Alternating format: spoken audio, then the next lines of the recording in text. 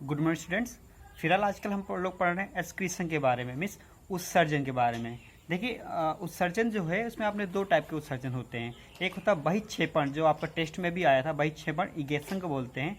तो जो पाचन की प्रक्रिया के फलस्वरूप जो अपशिष्ट पदार्थ बनते हैं, रिमेंबर, पाचन की प्रक्रिया के फलस्वरूप जो अपशिष्ट पदार्थ बनते हैं उनको शरीर से बाहर निकालने की प्रक्रिया इगेशन यानी कि बहिक्षेपण कहलाती है। जबकि उत्सर्जन जो होता है ये अलग प्रक्रिया। इसमें क्या होता है कि उत्सर्जन बोलते हैं यूरिनेशन को, मीन्स यूरिन को शरीर से बाहर निकालने की प्रक्रिया एक्सक्रीशन कहलाती है। यूरिन क्या होता है, ये नाइट्रोजनी वेस्ट मटेरियल्स होते हैं। और ये नाइट्रोजनी वेस्ट मटेरियल कैसे बनते हैं, हमारे शरीर में प्रोटीन और अमीनो अम्ल के उपापचय के फलस्वरूप नाइट्रोजनी waste product, nitrogenous waste product यानी कि नाइट्रोजनी अपशिष्ट पदार्थ बनते हैं जिनको शरीर से बाहर निकाला जाता है। तो फिलहाल हम बात करते हैं उत्सर्जी तंत्र के बारे में। देखिए उत्सर्जी जो तंत्र है उसमें जो उत्सर्जी अंग है मुख्य रूप से वो किडनी है। इससे रिलेटेड क्या क्या आता है, देखिए इसमें हमारे शरीर में एक जोड़ी किडनी पाई जाती हैं। हमारी जो कैसेरुगडंड है उसके दोनों साइड, एक लेफ्ट साइड में और राइट साइड में, दोनों ही तरफ किडनी मौजूद होती है। जो लेफ्ट साइड की जो किडनी होती है वो थोड़ा से ऊपर मौजूद होती है। और जो किडनी है इसका आकार 10 से 12 सेंटीमीटर की इनकी लंबाई होती है। जो किडनी है इसकी लंबाई 10 से 12 सेंटीमीटर होती है, जबकि चौड़ाई जो होती है इसकी 5 से 7 सेंटीमीटर और इसकी जो मोटाई होती है वो 2 से 3 सेंटीमीटर होती है। और इसका जो आकार है ये शेप जो होता है इसका सेम के आकार, जो सेम होता है सेम के बीच के आकार की होती है। इसका रंग गहरा भूरा लाल रंग की होती है। अब देखिए इसमें क्या होता है, इसमें जो किडनी है, किडनी में ऊपर एक टोपी जैसी संरचना पाई जाती है। जो किडनी है इसमें ऊपर आप देख सकते हैं टोपी जैसी संरचनाएं पाई जाती है प्रत्येक किडनी के ऊपर। इसे अधिवृक्क ग्रंथि यानी कि एड्रिनल ग्लैंड कहते हैं। अब जब किडनी होती है इसमें रीनल आर्टरी से रक्त प्रवेश करता है। किडनी में रीनल आर्टरी, रीनल धमनी से रक्त प्रवेश करता है, जबकि रीनल शिरा से रक्त इसमें से होकर पश्च महाशिरा में जाता है। इसके बाद देखिए जो किडनी है इससे पतली नलिका लगी होती है जिसे यूरेटर यानी कि मूत्र वाहिनी कहते हैं। तो किडनी से एक पतली नलिका निकलती है जिसे मूत्र वाहिनी या यूरेटर कहते हैं। और जो यूरेटर है मूत्र वाहिनी है फिर एक बड़े से मस्कुलर पेशीय थैली संरचना में समाप्त होती है जिसे यूरिनरी ब्लैडर यानी कि मूत्राशय कहते हैं। और जो मूत्राशय होता है लास्ट में यूरेथ्रा में यानी कि मूत्र नली में खुलता है और उसके द्वारा फिर यूरिन बाहर निकाल दिया जाता है। फिर से देखिएगा, एक जोड़ी किडनी है, इन किडनी से यूरेटर यानी कि मूत्रवाहिनी निकलती है और मूत्रवाहिनी यूरिनरी ब्लैडर में यानी कि मूत्राशय में आती है। उसके बाद यूरेथ्रा के द्वारा यूरिन बाहर निकाल दिया जाता है। तो जो यूरिन है, यूरिन देखिए बनता कैसे है, ये नाइट्रोजनी अपशिष्ट पदार्थ से बनता है। और ये जो नाइट्रोजनी अपशिष्ट पदार्थ किससे बनते हैं, ये प्रोटीन और अमीनो अम्ल के उपापचय के फलस्वरूप अमोनिया बनती है। प्रोटीन और अमीनो अम्ल के उपापचय के फलस्वरूप अमोनिया बनती है। और ये जो अमोनिया है, अमोनिया को यूरिया में बदला जाता है। किस अंग में, लीवर में। बहुत इंपॉर्टेंट है कि अमोनिया से यूरिया कहाँ बनती है, तो यूरिया का निर्माण कहाँ पर होता है, लीवर में। लेकिन यूरिन का निर्माण कहाँ होता है, किडनी में। कंफ्यूज मत होइएगा, यूरिन मूत्र का निर्माण होता है किडनी में, जबकि यूरिया का निर्माण होता है लीवर में। और किससे होता है, अमोनिया से।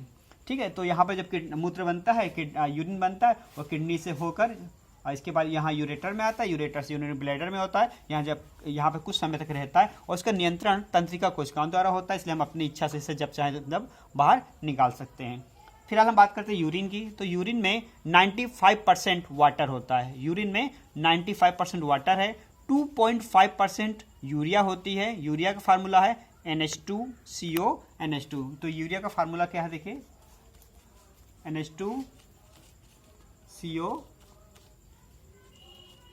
NH2, ये यूरिया का फार्मूला है। तो जो यूरिया है, यूरिया 2.5% है, बाकी 2.5% बाकी अदर साल्ट से जिसमें क्रेटीन और दूसरी चीज़ें आ जाती हैं। अब जो यूरिन होता है इसका रंग हल्का पीला होता है। तो हल्का पीला रंग होने का कारण क्या होता है, क्योंकि यूरिन में यूरोक्रोम नामक पिगमेंट पाया जाता है। कौन सा पिगमेंट, यूरोक्रोम। तो जो यूरिन है इसमें यूरोक्रोम नामक पिगमेंट पाया जाता है जिसकी वजह से यूरिन पीले रंग का होता है। अब ये जो यूरोक्रोम है ये किससे बनता है, ये आरबीसी यानी कि हीमोग्लोबिन के विखंडन से बनता है। जो यूरोक्रोम पिगमेंट है ये आरबीसी में उपस्थित हीमोग्लोबिन के विखंडन से बनता है। ये तो हो गया मूत्र के बारे में। अब देखिए मूत्र का निर्माण कैसे होता है। जो किडनी है, प्रत्येक किडनी जो किडनी है इसमें लगभग 10 से 12 लाख नेफ्रॉन पाए जाते हैं। जो किडनी की संरचनात्मक और क्रियात्मक इकाई है उसे वृक्क कोशिका यानी कि नेफ्रॉन कहते हैं। तो एक हमारी जो शरीर है इसमें लगभग 10 से 12 लाख इसमें नेफ्रॉन पाए जाते हैं। अब जब नेफ्रॉन की संरचना की बात करें, नेफ्रॉन की संरचना में जो 2 लेयर होती है, सबसे जो बाहरी स्तर होता है वो गहरे बैंगनी रंग का होता है और जो आंतरिक स्तर होता है वो हल्के कलर का होता है। तो नेफ्रॉन की संरचना में देखिए क्या क्या होता है, उसमें मुख्य रूप से एक ये प्याले नुमा संरचना होती है। नेफ्रॉन में देखिए क्या होता है, क्योंकि नेफ्रॉन में ही फिल्टर होता है यूरिन, कैसे बनता है देखिए, नेफ्रॉन में ये प्यालेनुमा संरचना होती है जिसे बोमेन संपुट कहते हैं या फिर बोमेन कैप्सूल कहते हैं। बोमेन कैप्सूल क्या होता है, ये प्यालेनुमा संरचना होती है नेफ्रॉन में, ठीक है। और इसके अंदर रक्त केशिकाओं का एक बहुत ही कुंडलित संरचना पाई जाती है जिसे ग्लोमेरुलस केशिका गुच्छ कहते हैं।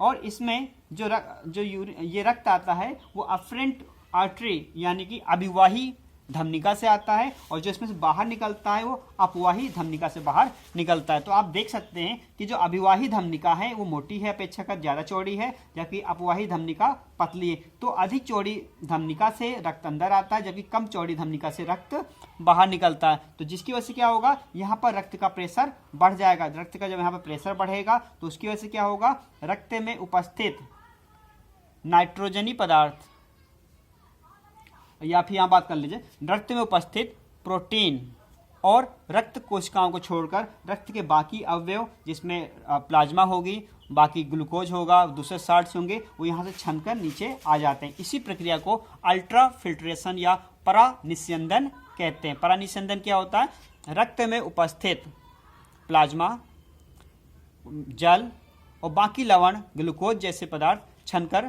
जब नीचे आ जाते हैं तो इसी को बोलते हैं बोमेन संपुट में आ जाते हैं। देखिए ग्लोमेरुलस से बोमेन संपुट में रक्त के जो अवयव आ जाते हैं इसी को बोलते हैं अल्ट्रा फिल्ट्रेशन या परानिस्यंदन, ठीक। इसके बाद क्या होता है, जब परानिस्यंदन के बाद जो फिल्ट्रेट है वो आगे आता है, यहाँ पर नलिका जैसी संरचना होती है जो कि अत्यधिक कुंडलित होती है। जो नेफ्रॉन होते हैं ये अत्यधिक कुंडली नलिका जैसी संरचनाएं होती हैं, जिसमें ऊपर एक प्यालेनुमा संरचना है जिसे बोमेन कैप्सूल कहते हैं, जिसके अंदर केशिका गुच्छ होता है जहाँ पर अभिवाही धमनिका से रक्त आता है और अपवाही धमनिका से रक्त बाहर निकल जाता है। अभिवाही धमनिका क्योंकि चौड़ी अधिक है तो इसमें ज़्यादा रक्त आता है लेकिन रक्त बाहर कम निकलता है। जब ज़्यादा रक्त आएगा लेकिन बाहर कम निकलेगा तो रक्त में प्रेशर बढ़ेगा, जिसकी वजह से रक्त का प्लाज्मा, उसके जरूरी जितने अमीनो अम्ल हैं, लवण है, ग्लूकोज है, वो सब छनकर नीचे आ जाते हैं। इसके बाद ये इसमें एक टाइप से ये कुंडलित संरचना होती है जो दूरस्थ सबसे पहले होती है समीपस्थ संवहन नलिका होती है। फिर ये हैंडले का लूप होता है, इसे बोलते हैं हैंडले लूप, जहाँ पर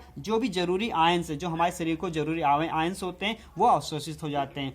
ग्लूकोज, सोडियम, पोटेशियम जैसे जो आयंस होते, ग्लूकोज जैसे मॉलिक्यूल्स और सोडियम पोटेशियम जैसे आयन यहाँ पर अवशोषित हो जाते हैं। जल भी यहाँ पे अवशोषित हो जाता है और फिर लास्ट में यहाँ पे कलेक्टिंग ट्यूब होती है जिसे कहते हैं संग्रह नलिका, जहाँ पर सिर्फ जल कुछ मात्रा में होता है और यूरिन का जो भी अवशेष होते हैं बाकी जैसे यूरिया और दूसरे अपशिष्ट पदार्थ रहते हैं और उसके बाद वो फिर शरीर से बाहर निकाल दिया जाता है। ये पूरी इसकी प्रक्रिया है।